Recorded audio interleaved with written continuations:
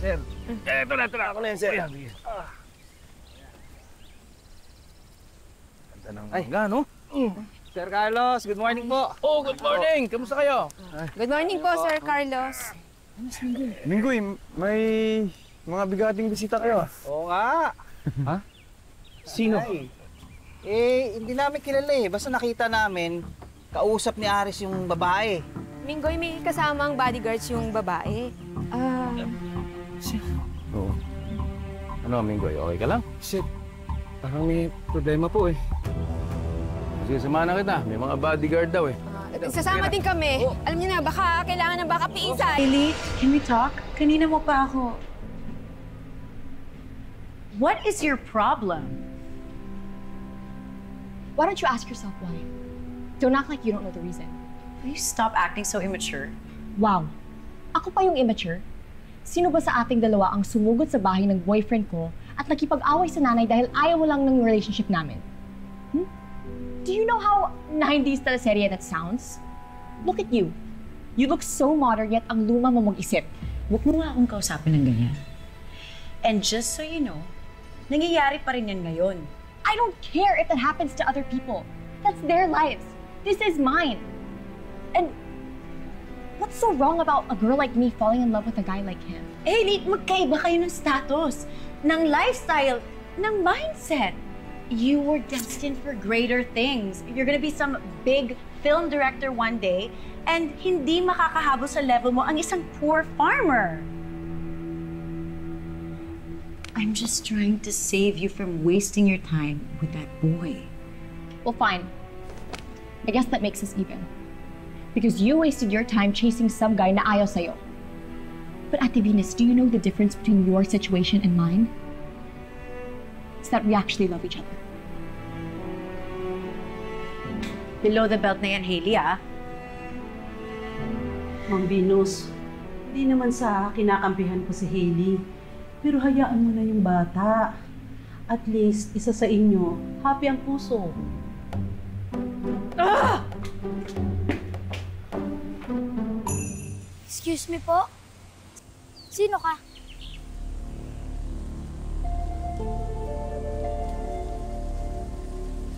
Kuha ko muna ng pagkain mo. Di nga. Ikaw nga yun. Ako ang nagdala ng book sa kwarto mo. Talaga ba? Ikaw din yun? Pero hindi ako duwende. Di sino ka nga? Ako si 11, 15, 2, 12, 78, 15, 22, 31, 12. Bakit puro numbers yung pangalan mo? Pero hindi ako ang mami mo. Ako si 11, 1, 28, 5, 22, 9, 12, 5. Alien ka? Paano ka napunta dito? May iba ka pa ba mga kasama? Ako lang. Di kilala mo si Tita Grace, no? Oo. Si 11, 1, 28, 5, 22, 9, 12, 5. Parehas kami ng planeta.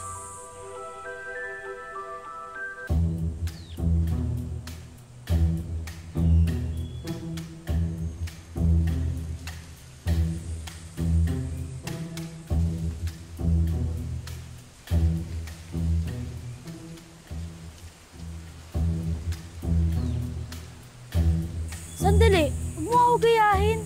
Si Tita Grace, ginaya niya yung mami ko. Ikaw, sino naman yung ginagaya mo? Yung kaibigan ni Glenn, yung nasa book mo.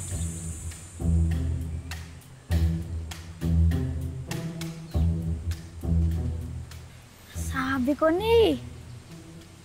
Oo nga no, ikaw nga yun. Ikaw si Tonyo, yung bata dun sa libro ko, di ba? Siya yung kinopya mo. Gusto ko makanasan lahat ng nakanasan ni Grace dito, sa planeta ninyo. Gusto ko maging masaya.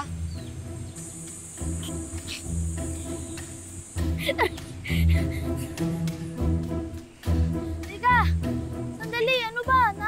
Pagod na ako eh.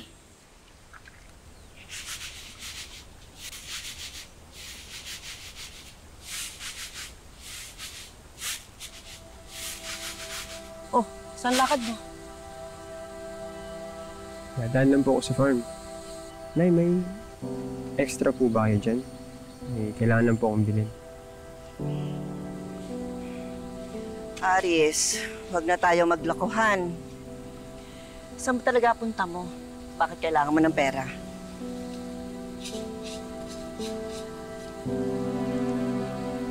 Nay, dadaan lang po ako sa bayan para bumili ng pagkain para kay Ma'am Venus.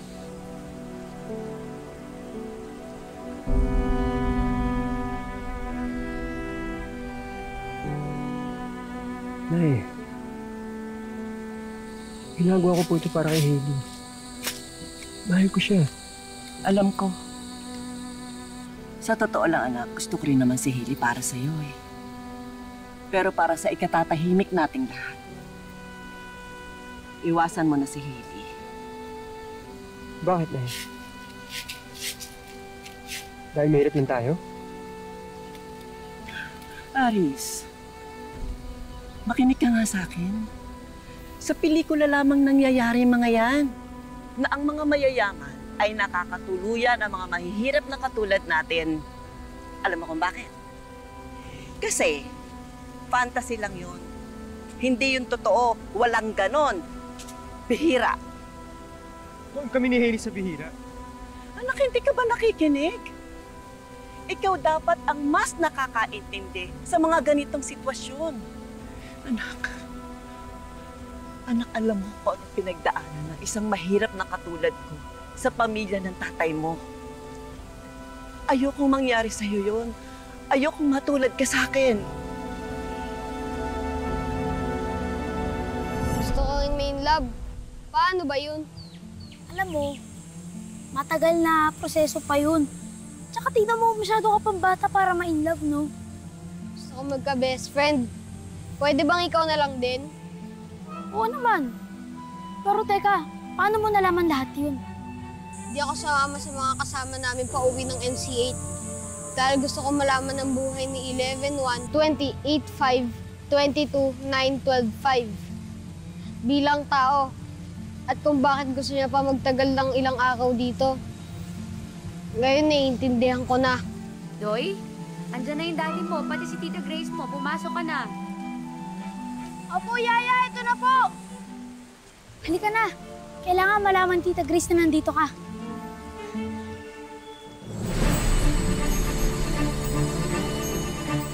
Hindi ako makagalaw. Anong ginagawa mo sa akin? Tulungan ako na makapasok ulit kay Carlos. Yung kilala nila, kilala ako. Malapit kay Carlos na madaling mauto. Ang yaya ni Doy.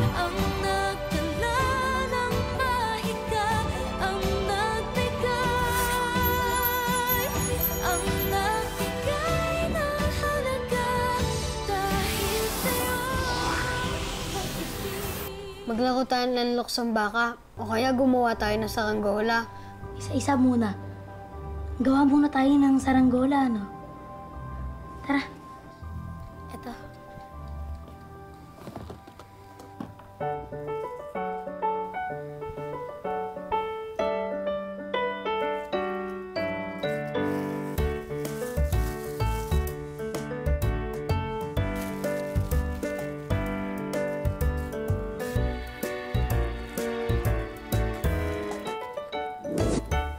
Magluksong baka naman tayo. Ganito, tuturuan kita. Dito tayo. Ganito yan, oh. Una, ganito muna ako. Tapos, kailangan mo akong talunan. Sige nga, mataas ka ba tumalon? Ay, galing mo. O sige, ako naman. Ayun! Try mo.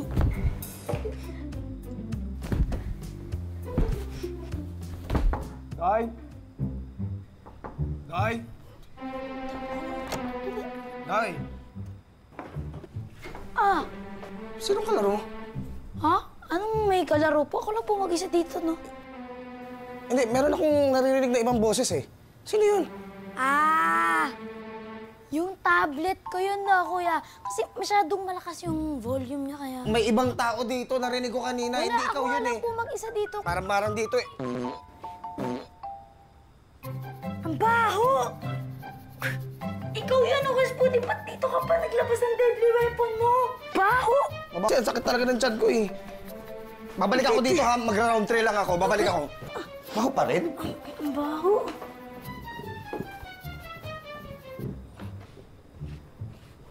Tonyo, tara na. Pas ka na, bili.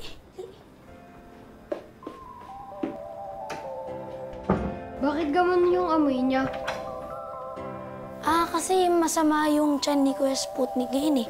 Saved by diarrhea ka ngayon, Tonyo. Mahirap din palang dito ka sa bahay nag-i-stay, no? Kasi mas mataas yung chance na may makakakita sa'yo. Isa naman ako pupunta. Wala akong bahay. Oo nga, no?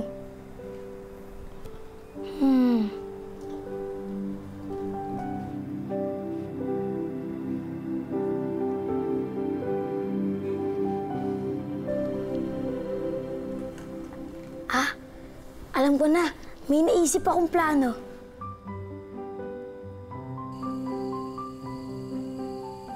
May sarili na akong bahay. Salamat. Walang anuman. Ayan, Tonyo, meron ka ng pagkain, tubig, unan. Ayan, kumpletong-kumpleto ka na. Oo nga pala, Tonyo. Nasa na yung original mong bahay? Yung pad mo nasa na? Nilagay ko sa gilid ng bahay niyo. Kung saan hindi agad makikita. Sige. Basta ingatan mo yan, ha? Yung kay Tita Grace kasi, pinagka-interesa ng mga tao, eh. Sino? Kaibigan ni Daddy. Kala ko ba lahat ng kaibigan mababait? Hindi kasi lahat, eh. Basta, huwag muna natin siya pag-usapan ngayon. Basta pagkatapos nitong lahat, ituloy na lang natin tong paggawa ng saranggola. Tara.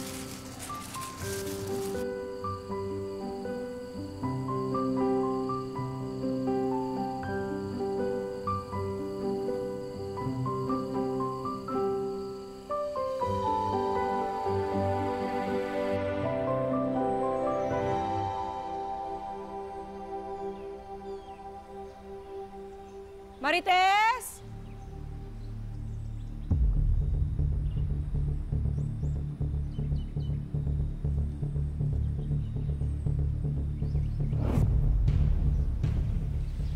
Marites! Marites! Saan na kaya yun?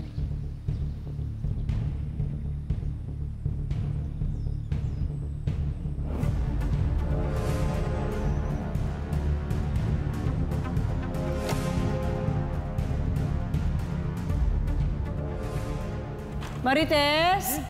May sugat ka ba? How on earth did you do that? Yan. Yan ang mga itsura ng mga bad guys, ha? Yan ang bad guys. Wala kang injury o sugat? Okay ka lang ba? Okay lang ako. Paano mo napahinto yung kotse? May rules tayo, ha? Huwag mo nang gagamitin yung mga powers mo dito, ha? Mas lalo na yung mga telekinesis na yan. Pag nakita na alien ka, mas lalo tayong delikado niyan. Hindi ako yun.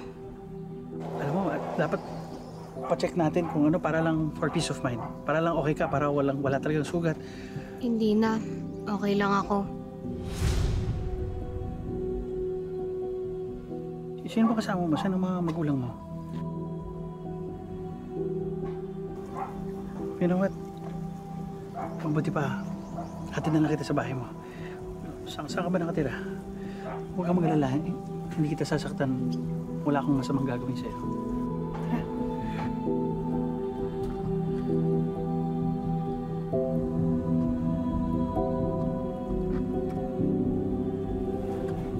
May gusto ka ba?